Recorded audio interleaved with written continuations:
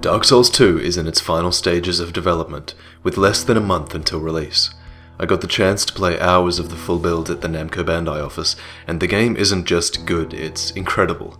I know I'm biased, but I know what I want to see in a sequel, and every design decision they've made so far impresses me on some level. This is everything I think you would like to know. Let me clarify, in this video I'll be admiring the first few hours of the gameplay design, and how I felt when I was first dropped into the world, and that's probably one of the most important experiences to nail down in a game, since it sets the scene for everything that's to follow. So there will be spoilers as I admire and describe what happens, but I don't want to tell you what happens in explicit detail, so don't be too worried. Let's get started. So guys, remember that Curse trailer we talked about the other week? That was a shortened version of the opening prologue for Dark Souls 2, and you'll remember it ends with an undead being drawn into this swirling vortex. The narrator is an elderly woman clothed in red who tells you that the land of Drangleic is a draw for undead because it's a land rich with souls. Souls that will help you maintain your sanity as you fight the hollowing process of the undead. This cutscene and the gameplay to follow really helps set the scene in Dark Souls 2. We knew the game's story was going to be more accessible, and it immediately is. Immediately you understand that the world is overcome by an undead curse, and that the undead become more and more hollow until they become insane. You've been drawn into the world of Drangleic because that's a draw for people like you. And that's all you know, and it sets up your character. Even if you don't indulge in the deeper story in Dark Souls 2, at least you know this much, and at least I won't have to explain this in every one of my lore videos now. Anyway, at the end of the cinematic, you're drawn into the vortex, and the screen fades out to black. So then we get a fade into the gameplay, and your character awakens in a little shrine in the middle of a dark underground forest, with huge trees and grass that comes up to your neck. Clothed in rags, you wake up in this huge open area, and intuitively, you know the way to go. There's this blue light source shining through a crack in the roof of the cave in the distance, and you make your way towards it.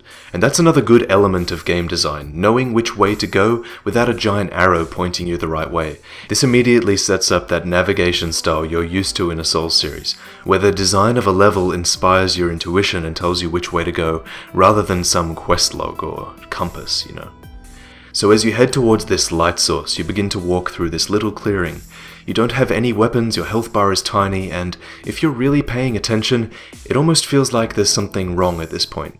It's completely silent, and in this little clearing between the tall grass, you see small piles of human bones picked clean. You're really aware of your vulnerability right now. And the first time I came through here, I was apprehensive, and then a pile of bones was disrupted and broke apart as a small black dog dashed through the grass and past my character.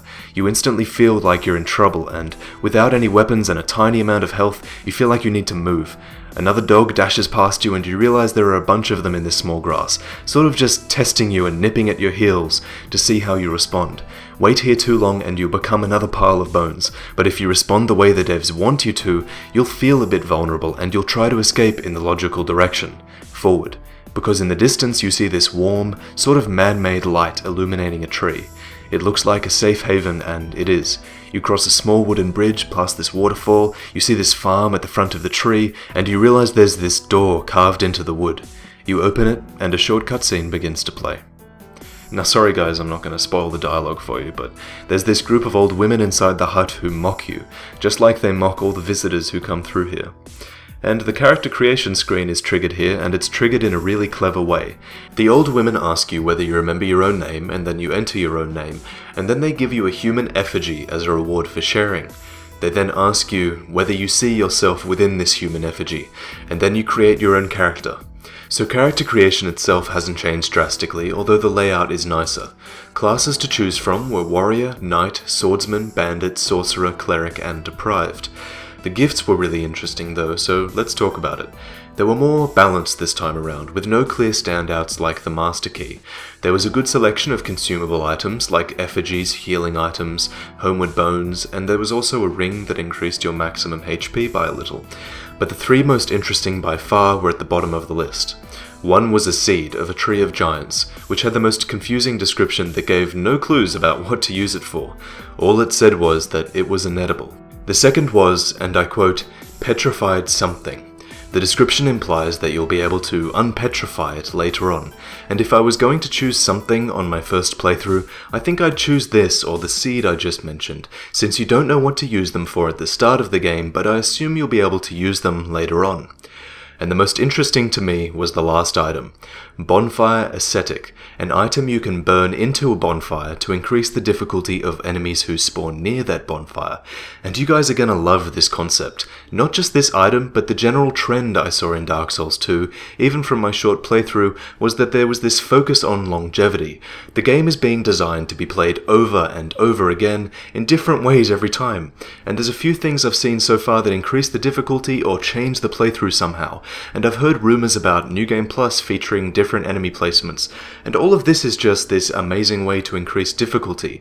Why have different difficulty modes in a game, like hard mode or easy mode, when you can put in these optional ways to increase difficulty or change difficulty within the actual game design? Ways that don't just increase the damage enemies do, they change behavior and level design instead. And this makes me so happy because from what I've seen, we're going to be playing this game for years without getting bored. And if we can play Dark Souls for 2 years without getting bored, I think we'll be able to make do with this game.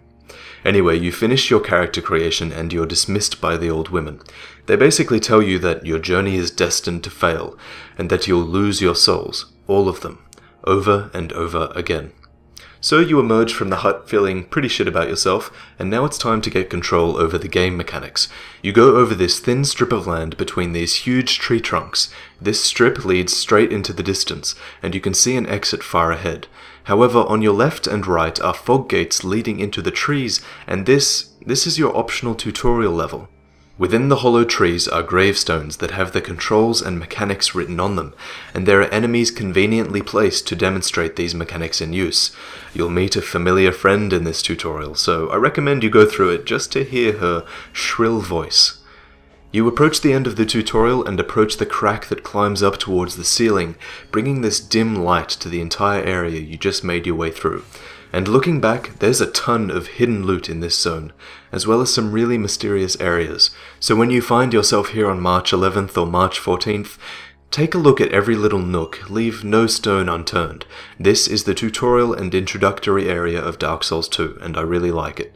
While it's a bit of a departure from previous games that featured a huge boss at the end, it really sets the tone of the series, introducing new players to their role as a cursed undead and giving you this initiation experience where you start off with nothing, but you end up as a warrior of your choosing, armed with the mechanics of the game and ready to venture outside this closed-off zone, which can be speedrun in less than 2 minutes. You venture through this crevasse, and for a while it's nothing but darkness and not being able to see where you're going. But eventually you see this light spilling in from outside. You run for this light because you've been drawn towards it the entire tutorial, and you're initially blinded by this light as you exit the cavern. Your eyes adjust to look over the ocean, and you see this strip of land that you'll be venturing back to over and over again. This is Majula, and it represents what Firelink Shrine does in Dark Souls, or what the Nexus does in Demon Souls. This is your new place of rest, where nothing is trying to kill you. And trust me when I say this, when you first come to Majula, you're going to want to explore. Just like in the tutorial, there are a ton of hidden items and some really important NPCs to introduce yourself to. And I mean really important. The first time I played this game, I didn't talk to the woman by the bonfire, and as a result, I didn't get the most important item in the game. So who is this woman? She's the Emerald Herald. Are you the next monarch, or merely a pawn of fate?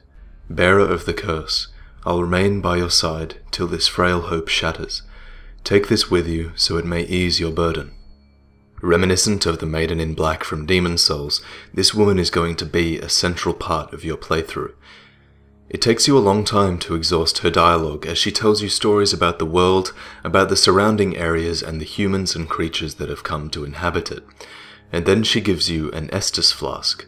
Notice how I said Estes flask, singular. One Estes flask. One charge of this Estes flask is all you'll get. Healing in Dark Souls 2 has changed, more than we expected.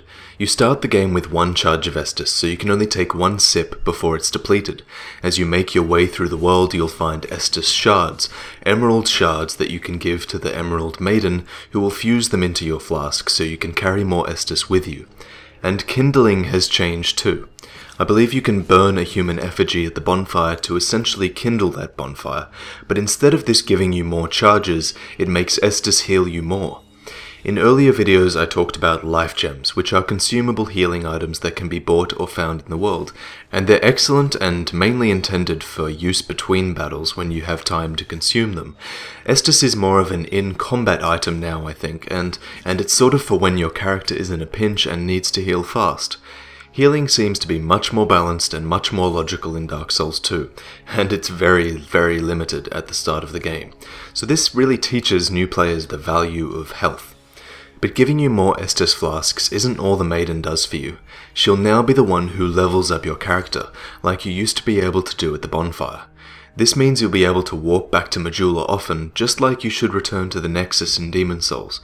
This is an interesting design choice, and I guess it's sort of the developer saying, Majula is important. We want you to come back here to rest often, to think about how to spend your souls, and to encourage you to explore this area and see how it changes. It makes you talk to the NPCs and really cements Majula as a place of rest, somewhere you can come to contemplate what you've achieved, before heading back out into the world. I've played the first area you're meant to go to, which is called the Forest of the Giants. It's similar to the Undead Burg from Dark Souls in terms of enemies, and that's what you're seeing playing through on the screen here. As we've come to expect from a Souls game, the gameplay is well designed, enemy placement is brilliant this time around, and every encounter feels special. There's this one gameplay example I can show footage of. It's this grassy area where you're fighting these hollow soldiers that are waking up at a steady rate, as well as dealing with one archer shooting crossbow bolts from above. There are ambushes, there are multiple ways to approach situations, and there are ways to deal with irritating enemies before they become an annoyance. It's just a Souls game in its pure form, and every little gameplay experience is well thought out and executed. Honestly guys, I could spoil so much more for you, but I just wanted to give you a taste, something that leaves your imagination wanting more. So this is where we'll leave it for now in terms of progression, but there are so many different items and gameplay changes I want to talk to you about, and I'll cover them so much more in depth in my next video, which will be a video answering all the best questions you left me a couple of weeks ago. There are so many new features to talk about. Voice chat, the fact that you have 4 ring slots now, all the information regarding PvP, it's all great. Make sure you watch that video. In terms of the game design, similar to what I talked about in this video, there's a lot more I want to spoil, but I believe in only making a video if I can make it well, and I just don't have the right game footage to convey this design to you right now. Considering I'm using screenshots for this video, I feel like this video is long enough.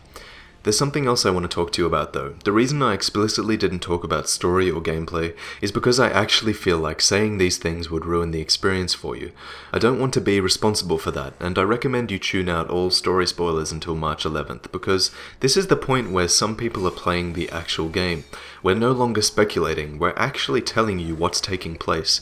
And I think talking about the gameplay mechanics is fine, but in my opinion we should talk about story and discuss most gameplay experiences on launch when everyone gets to experience it, not now. Obviously other uploaders are going to draw that line at different points, so you can't blame people for telling you about it, but for me, you're going to get so much content out of me when Dark Souls 2 airs that I might as well be the only one on your subscription feed.